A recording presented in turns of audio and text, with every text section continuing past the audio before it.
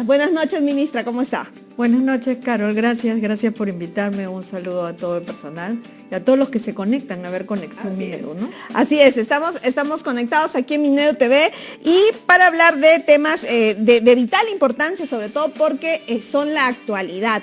Así es que vamos a ir directamente al primer tema, que es la transferencia de funciones a la Municipalidad de Lima. Ese es un tema que se ha tocado en estos días, que ha traído un poco para algunos sectores de preocupación, para otros sectores ya conocido este proceso, porque era un proceso que se venía realizando años atrás, pero que quedó trunco por la pandemia, se ha venido desarrollando. Usted también ha formado parte de esa comisión que ha empezado a trabajar en esta nueva etapa. Entonces, ¿cuán importante es primero o cómo se está desarrollando esta transferencia? A ver, creo que lo primero que tenemos que hacer ahí es poner el contexto en el que esto se viene llevando a cabo.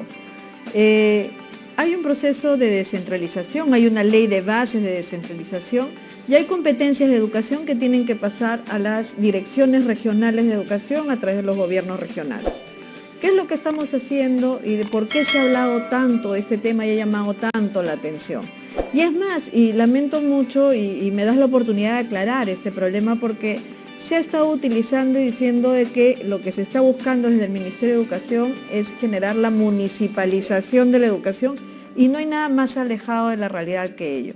Nosotros como sector de educación ya hemos hecho transferencia de competencias, como te decía hace unos minutos, a los gobiernos regionales, porque ahora si ustedes van a cualquier región del país, las direcciones regionales de educación dependen de los gobiernos regionales. O las gerencias, ¿no? O las gerencias regionales. Gerencias regionales. En el caso de Lima Metropolitana, esa transferencia de funciones, de competencias, no se había dado por diversos motivos. Ahora estamos trabajando para cumplir con la ley, porque lo que estamos haciendo era no cumplir con la ley. ¿Por qué se habla de municipalización? Porque en el caso de Lima, el gobierno regional de Lima Metropolitana es ejercido por la Municipalidad de Lima Metropolitana.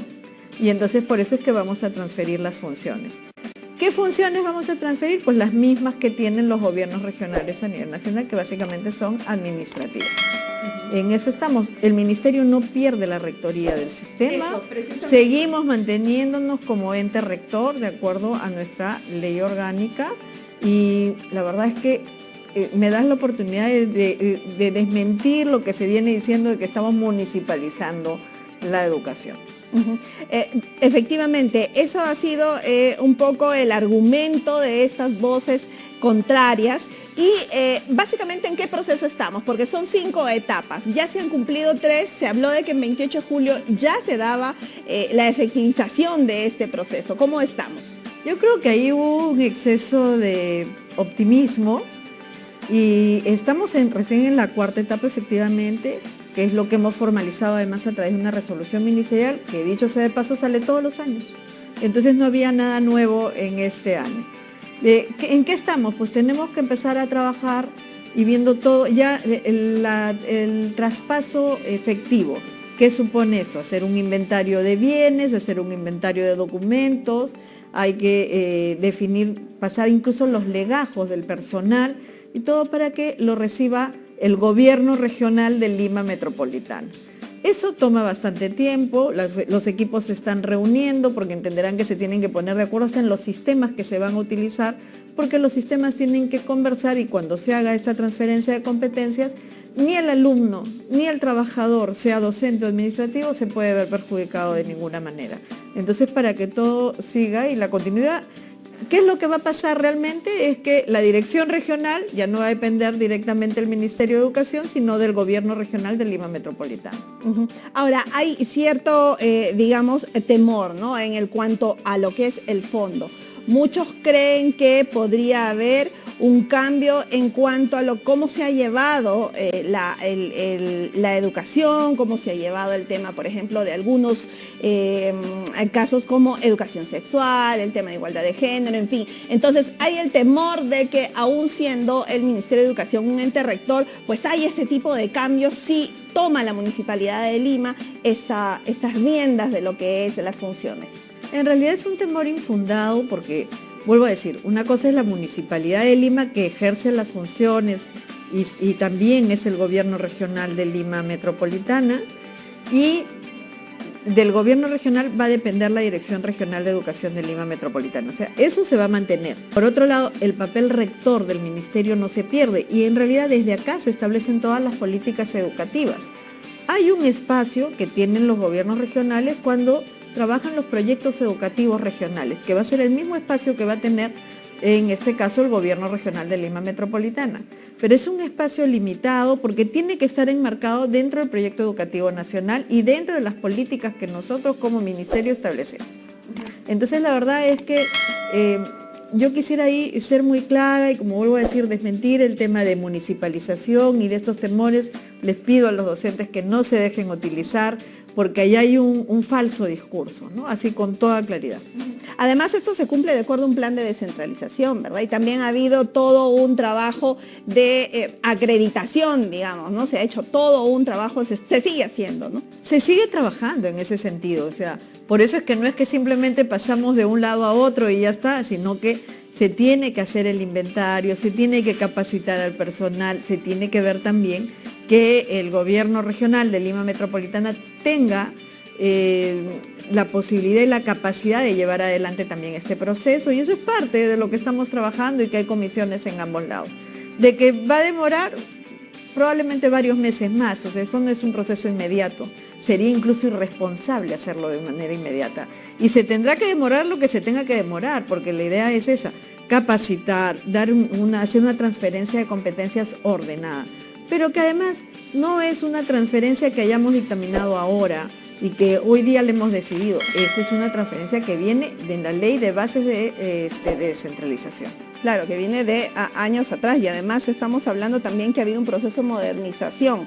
Se ha hecho todo un diagnóstico y se ha continuado para poder entregar, ¿no? Claro, porque ahora todos los sistemas administrativos tienen que empezar a trabajar, ¿no? El logística, el de recursos humanos, el de planeamiento y presupuesto. Todos los sistemas administrativos tienen que empezar a trabajar con los pares, entre comillas, del gobierno regional y ir viendo cómo se va haciendo este traspaso y, como vuelvo a decir, la capacidad también del gobierno regional de poder asumir eso. Entonces el ministerio va a salvaguardar siempre el tema de los contenidos, de todo lo que sea. El ministerio siempre va a salvaguardar eso y el ministerio va a mantener su papel y va a defender su papel de ente rector. O sea, eso no es parte de las competencias que suceden. Y el otro punto con respecto a esto es también la privatización. Se ha hablado mucho, hasta también hay un proyecto de ley que también ya en su momento usted lo comentó, pero tal vez nos puede ampliar un poco más para que también esos temores infundados puedan aclararse. A ver, en esto quiero ser sumamente clara, y es: no hay privatización alguna. Nosotros, como gobierno, defendemos y garantizamos absolutamente la gratuidad de la enseñanza. Uno, el mantenimiento de la escuela pública, si eso se va a mantener. Entonces yo la verdad es que no entiendo de dónde ha venido la idea, y que también veo que es parte de la plataforma que algunos están utilizando, y esta es una falsa narrativa que se viene dando, al menos en el sector, y es el tema de privatización. No existe privatización alguna. ¿De dónde ha surgido la idea? Aparentemente es por un proyecto de ley que se presentó, porque evidentemente en un momento hubo una falta de cobertura, y entonces ante la falta de cobertura por parte de la educación pública y de alcance, hubo un proyecto que decía: si es que un estudiante no logra vacante en un colegio público, puede acudir a un colegio privado y el Estado cubre, bajo determinadas condiciones y determinados límites, cubre ese pago. Sin embargo, nosotros como sector, en el mes de octubre del año pasado, observamos esa ley. Y la verdad es que ya no ha habido más problema con ese tema, pero tampoco la intención de esa ley era privatizar, en todo caso era ampliar cobertura. De los vouchers está hablando. Esa la norma de los vouchers, conocida como la ley de los vouchers.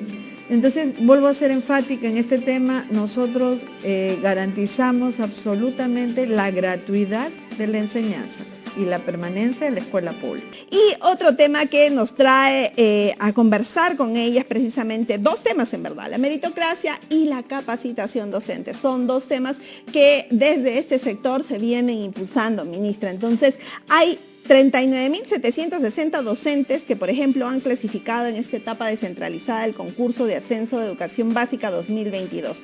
Y así se viene promoviendo la meritocracia. ¿Cuán importante es para nuestro sistema educativo ese impulso? Mira, antes de contestarte esa pregunta, sí quisiera mencionarte de que qué es lo que estamos considerando nosotros como Ministerio de Educación y como ente rector y como sector. Y consideramos necesario, por un tema social, revalorizar la función del docente. Y esto significa que el docente vuelva a ganar el respeto de la comunidad en general. La figura del docente debe ser una figura muy respetada porque además él es nuestro actor principal en el proceso educativo. Sin un buen docente no vamos a lograr absolutamente nada. Y un buen docente no solamente es un docente capacitado, sino también un docente que esté formado en valores, que pueda dar ese ejemplo, porque no solamente se enseña en la clase, sino en el ejemplo. Y que esté motivado. Y entonces ahí hay varias líneas de acción.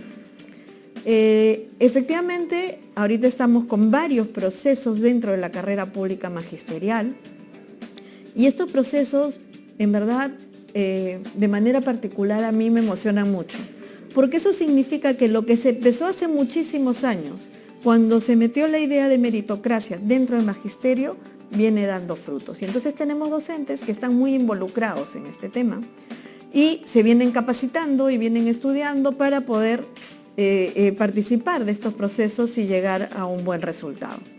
¿Esto qué significa? De que tenemos docentes motivados, que nosotros como sociedad podemos estar tranquilos porque quiere decir que tenemos buenos docentes, docentes que sí están apostando por la meritocracia. Y la meritocracia es sumamente importante. Una persona debe tener esa motivación para ascender y nosotros como ciudadanos, los que no son docentes, pueden mirar al docente y decir, oye, ese está trabajando y está estudiando para brindarnos lo mejor.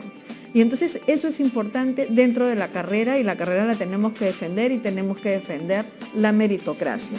Y ahí hago y vuelvo a hacer hincapié en este proyecto de ley que se ha aprobado en el Congreso, pero que está pendiente un pedido de reconsideración. El de nombramiento automático, se refiere.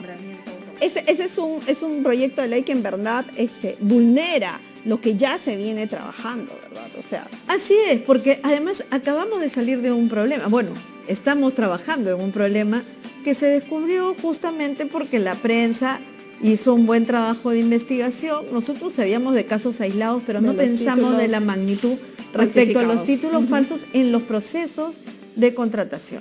Y claro, me van a decir, pero de todas maneras ahí hay una prueba única que se toma y tienen que presentar documentos, pero también no existe en este proceso de contratación, la dificultad de la prueba. Es una prueba mucho más básica de la que se toma para una prueba de nombramiento. No hay una clase modelo como la que se hace para el proceso de nombramiento, porque en la segunda fase tienen que hacer efectivamente, se tiene que ver las competencias pedagógicas propiamente en un aula. Entonces ahí marca, la verdad es que la diferencia, y no solamente por haber logrado un contrato, que como vuelvo a decir, vemos que no en todas las situaciones es realmente transparente el logro de estos contratos, pueda ser alguien nombrado. Entonces ahí yo quiero hacer hincapié en el tema de meritocracia, de la importancia de la carrera pública, en conservar y preservar estos procesos y además porque hay que considerar que hay mucha gente que se está esforzando y que le significa además no solamente tiempo y esfuerzo intelectual, sino también dinero, porque con su dinero van y se capacitan. Y en ese orden de ideas nosotros como ministerio también hemos dicho, oye, tenemos que ayudarlos y motivarlos, porque así como ellos se capacitan como ministerio, tenemos la obligación de capacitar a nuestros docentes. Y hemos salido con un plan de capacitación desde acá, generado acá en el ministerio, con un alcance de 120.000 docentes.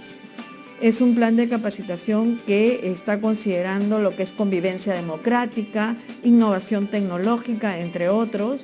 Y pronto espero poder darles una sorpresa respecto a esa capacitación y a la certificación de la misma, porque como ustedes saben, nosotros como ministerio podemos dar constancias, pero no podemos certificar por más ministerio que seamos. Entonces estamos trabajando ahí algo para ver cómo podemos hacer esa certificación. Ahora, por ejemplo, el Programa Nacional de Formación Docente en Servicio, que es para mejorar el legajo, ha tenido una gran acogida de más de 77.000 maestros. En su primera etapa, pero su alcance es de 120.000. Y claro que ha tenido una buena acogida y nosotros saludamos y felicitamos a todos aquellos que se han inscrito en este programa, porque vuelvo a decir, o sea, realmente me parece plausible y me parece algo que nosotros como ministerio y la ciudadanía en general debe reconocer ese afán de superación de nuestros profesores. También ha involucrado el tema de nuestros maestros interculturales bilingües, porque también se está evaluando su dominio de lengua, ¿verdad? O sea, estamos cubriendo todos los espacios. Estamos cubriendo todos los espacios y además estamos buscando que mejorar también la calidad de nuestros profesores. Y ahí no podemos tapar el sol con un dedo. O sea, tenemos docentes que quisiéramos que fueran mejor capacitados, mejor formados, y entonces por eso también salimos con formación en servicio. Y aquellos que están en zonas más lejanas van a tener una tutoría permanente para que puedan salir adelante con estos cursos que son virtuales en principio, pero para ellos son con compañía directa, ¿no? Ahora, y también tenemos dos procesos más, ¿no? Que son el concurso de acceso a cargos directivos y de especialistas y el concurso excepcional de acceso a cargos directivos en instituciones educativas. Son tres entonces procesos que se están llevando a cabo. Estamos llevando a cabo concursos de nombramiento, o sea, acceso a la carrera pública o nombramiento como normalmente se le conoce, el concurso de ascenso, que es donde tenemos, si no me equivoco, 39.000 docentes aprobados y que ahora pasan a una etapa de verificación de documentos. Y si realmente tienen todos los documentos en regla, la verdad es que ya tienen su ascenso ganado. Y estamos también en un concurso de acceso a cargos directivos. Todos estos se vienen llevando a cabo y todos tienen en común el denominador de meritocracia. Ahora, prácticamente este año ya es un año, digamos, de normalidad. El año pasado todavía estábamos adaptándonos después de la pandemia. Entonces, se ha mostrado o se ha podido reflejar entonces el interés de los docentes por querer mejorar su legajo, por querer capacitarse, por querer salir adelante y también poder postular a nuevas oportunidades. Eso se ha podido notar ahora en este año. Sí, es evidente, ¿no? Con la convocatoria, con la aceptación a la convocatoria que hemos hecho por este programa de capacitación que estamos realizando, por la participación en los diversos procesos dentro de la carrera pública. Entonces sí hay mucho ánimo, muchas ganas de regresar, no solo a la normalidad, sino mejorar el estándar en el que teníamos. Ahora, de hecho, durante la pandemia creo también que nos ha hecho un poco darnos cuenta de nuestras falencias, ¿no? Han habido docentes que sobre la marcha han tenido que aprender a manejar los equipos de computación, muchas veces sin ayuda y sin apoyo, y entonces, claro, ahora pues todos somos conscientes de que hay muchos vacíos en los que tenemos que prepararnos y seguir adelante, sobre todo por los alumnos, ¿no? Entonces en eso estamos. Pero eso también es una ventaja para otros que pueden llevar la capacitación de esa manera también. Bueno, nos ha enseñado que la virtualidad ha venido y se va a quedar y que tenemos que utilizarla de la mejor manera. En el proceso educativo evidentemente tiene puntos buenos y puntos no tan buenos. La socialización de los alumnos es sumamente importante.